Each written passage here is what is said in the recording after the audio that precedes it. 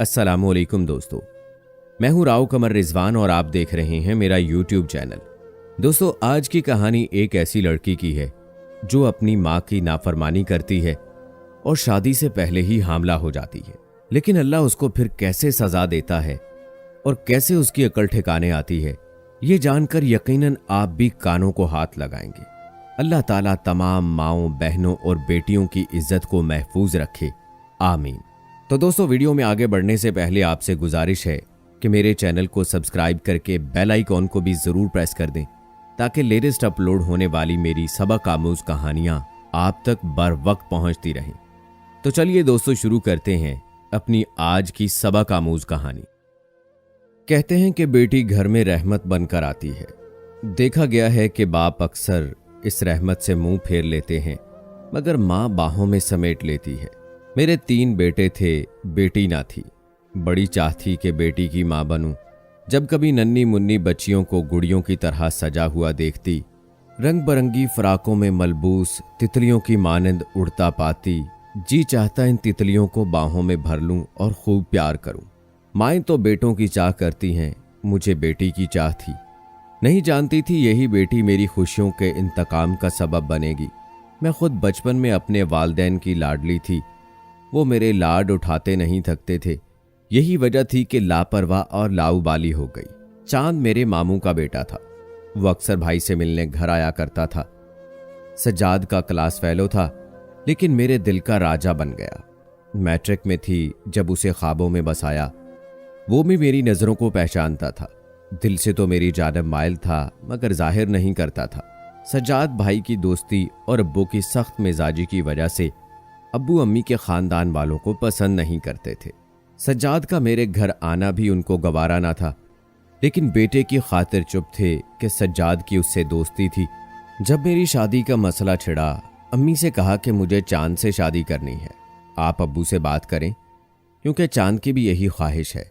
अम्मी ने समझाया, बेटी, तुम्हारे वालिद इस रिश्ते पर हरगिज न मानेंगे।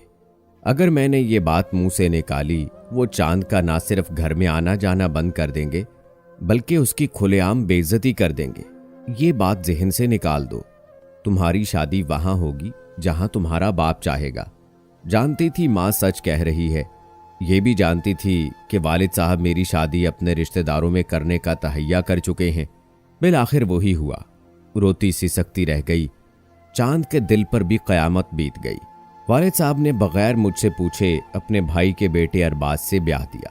मैं एक बेटी थी, एक मशरकी लड़की, फरमा बरदार, दुख्तर, नेक अख्तर। अपने ख़ानदान में मेरा यही रोल था कि खामोशी से बुजुर्गों के फैसले के सामने सर झुका दूं। मुझे अपनी ज़िंदगी के सबसे बड़े फैसले के बारे में कोई बात करने का हक न था। इतराज़ करने की जुर्रत न थी। मुझको भी कभी ये हक नहीं दिया गया था। सुहाग रात जब मेरे तायाजाद ने घूंघट उठाया, दिल रो रहा था और मैं जब्त किए बैठी थी। वो मेरे दिल की कैफियत से कतई ला इल्म थे। उदास चेहरा देखकर पूछा, हिरा, क्या तुम मुझसे शादी पर खुश नहीं हो? क्या जवाब देती? उस वक्त सच बोलने से जहर का प्याला पी लेना बेहतर था। मैंने कहा, मैके से विदाई का दुख हर लड़की को होता है, लेकिन आपसे शादी करके मैं बहुत खुश हूं। वो मुतमईन हो गए। आंसू दिल की अथाह गहराइयों में छुपाकर मैं उनकी खुशी की खातिर मुस्कुरा दी। मगर ये कोई नहीं जान सकता कि जब दिल रो रहा हो, आंसुओं को छुपाकर मुस्कुराना कितनी बड़ी आजमाइश होती है। वालिदैन को जो बेटियां दुख दें, उससे तो अच्छा है कि वो पैदा ही ना हों या फिर पैदा होते मर जाएं। मैं अब हर एक को यही कहती थी। दर हकीकत मेरे इस बयान में वो दर्द बोलता था जो रुएं रुएं में बस गया था, और अब मुझको इस दर्द के साथ जीना था। जिंदगी का सबसे बड़ा समझौता करना था। खुद को भुला देना था, चांद को भी भुलाना था, और चांद को तो भुलाना नागुज़ीर था। वक्त की राख मेरे जलते अरमानों पर गिरती रही। मैंने खुद फरेबी में जीना सीख लिया, जैसे कि मैंने अपने माजी की हर अच्छी और पुरमुसर्रत याद का दिया बुझा दिया हो। सज्जाद के साथ खुश रहने लगी और ससुराल वालों से घुल मिल गई। खातिरदारियों में कोई कसर न छोड़ती थी और अपने शौहर को मजाजी खुदा समझकर उनके पैरों की खाक हो रही थी। अरबाज ने भी मेरी कुर्बानियों की कद्र की, मुझसे प्यार किया, सर आंखों पर बैठाते वो मेरी इतनी कदर करते थे कि कभी चांद के बारे में सोचती भी तो शर्म आ जाती कि इतने अच्छे शौहर को ख्यालों में धोखा देना भी गुनाह के मुतरादिफ था।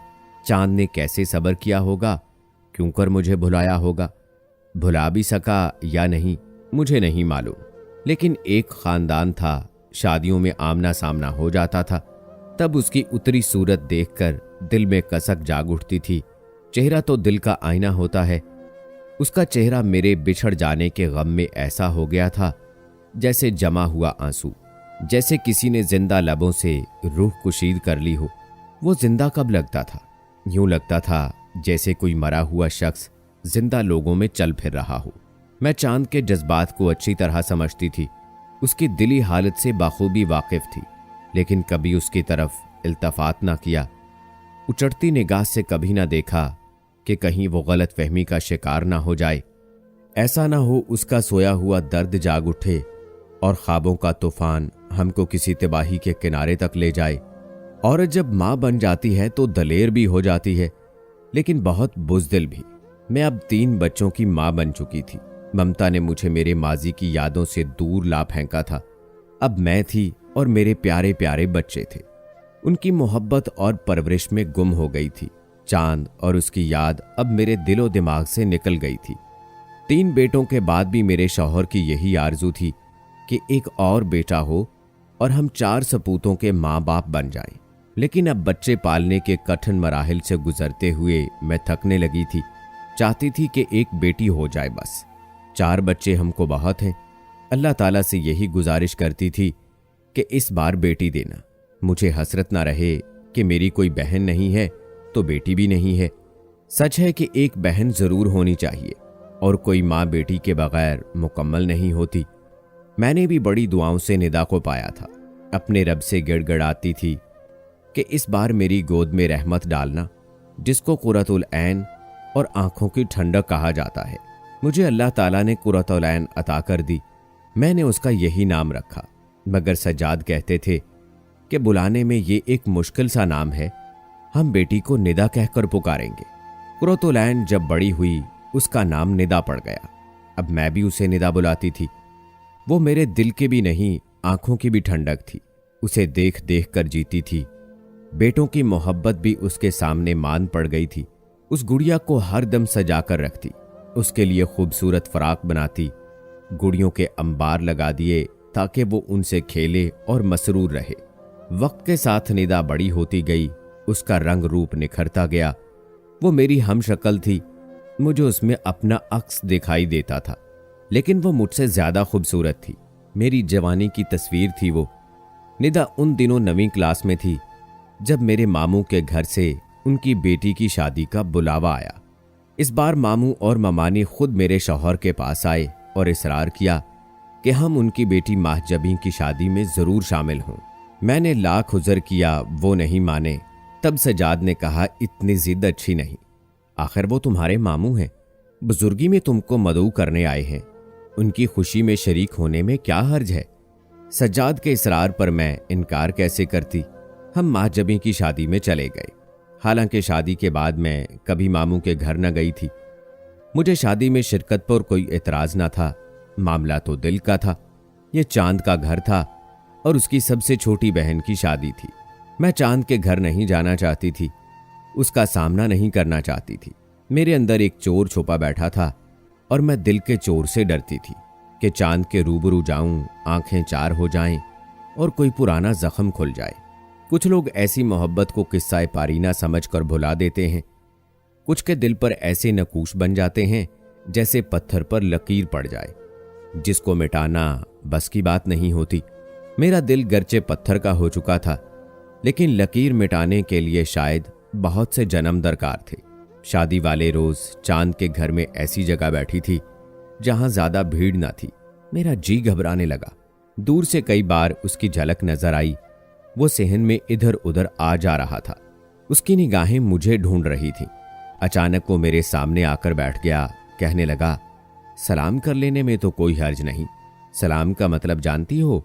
यानी तुम पर सलामती हो और तुम पर भी। मैंने जवाब दिया। इतने में निदा आकर बैठ गई और पूछने लगी, ये कौन है अम्मी? ये चांद है बेटी।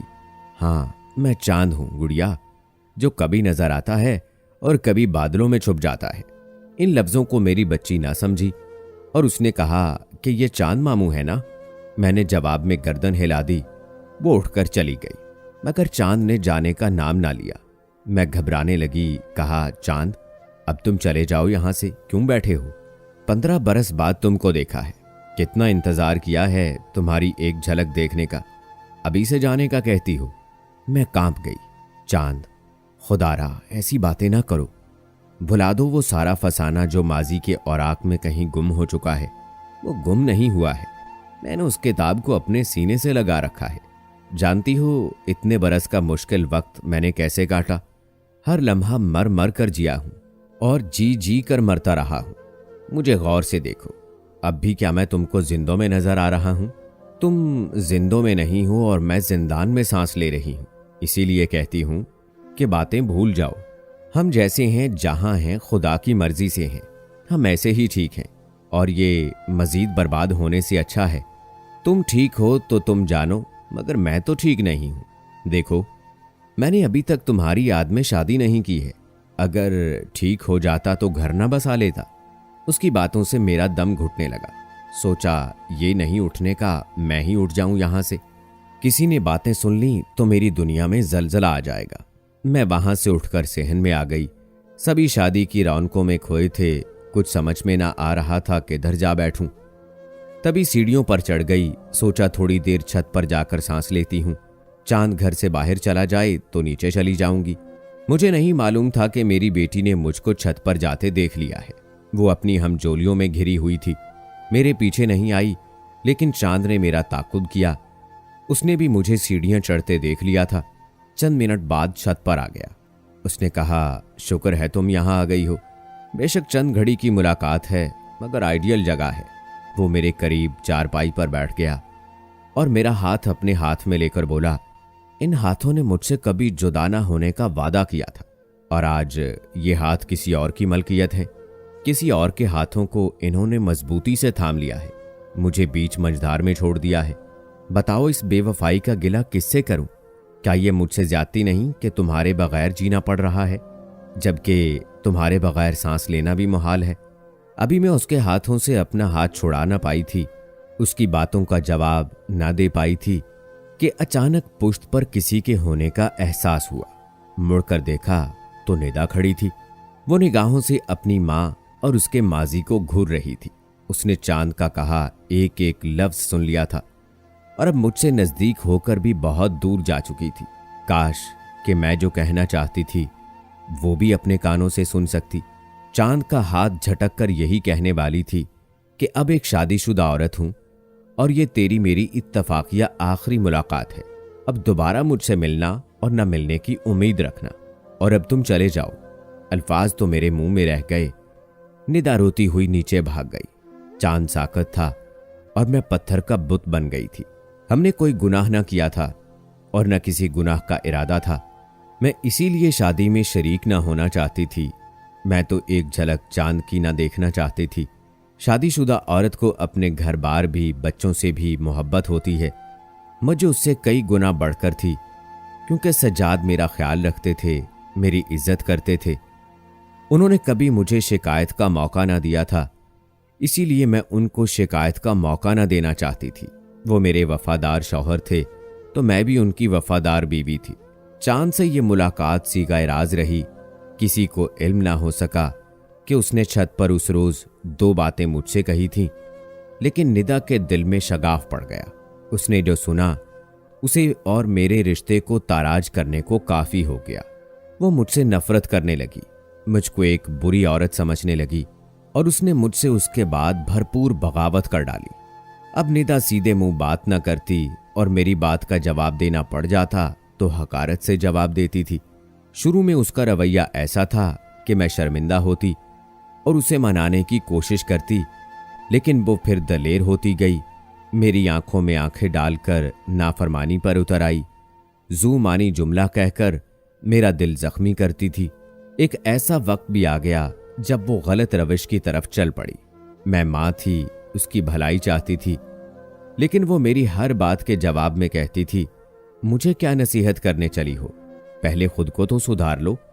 4 जवान बच्चों की मां होकर अपने आशना से छुप छुप कर मुलाकातें करने वाली औरत मुझे किस बात से रोकती है?